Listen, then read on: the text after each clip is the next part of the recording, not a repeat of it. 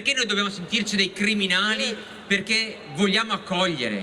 Le parole di Don Luca dal palco di Piazza Garibaldi danno il via alla serata dell'accoglienza. Oltre 700 persone che si sono unite hanno manifestato ieri a Padova in solidarietà ai profughi ospitati in città. Adesso insieme ai nostri fratelli che arrivano sulle coste della Sicilia rappresentiamo l'emergenza d'Italia. Tanti padovani che si mischiano ai migranti, protagonisti della manifestazione organizzata da religiosi, associazioni, onlus e centri sociali in risposta alla fiaccolata contro l'ospitalità nelle case private. Fiaccolata poi disdetta nel pomeriggio dal sindaco Massimo Bitonci, che avrebbe dovuto partecipare all'evento ma che ha deciso di rinviarlo alla settimana prossima per motivi di sicurezza, temendo infiltrazioni da parte di gruppi antagonisti. La piazza è questa, di persone pacifiche, serene, e scientificamente non c'è nessun rischio di nessuna infiltrazione se non del valore dell'accoglienza. Ieri sera invece la manifestazione si è svolta in modo pacifico, presenti tra le persone anche l'ex ministro Cécile Kyenge, l'ex sindaco di Padova Flavio Zanonato e poi il regista Andrea Segre,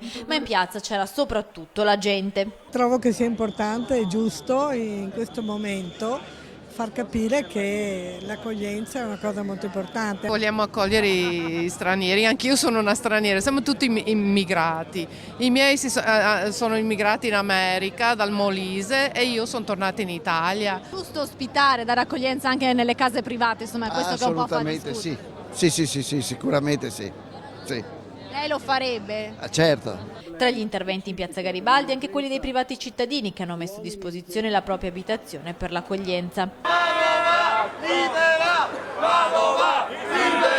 Dopo gli interventi dal palco, i manifestanti si sono mossi in corteo fino davanti a Palazzo Moroni, sede del comune di Padova, consegnando simbolicamente una chiave di cartone al sindaco.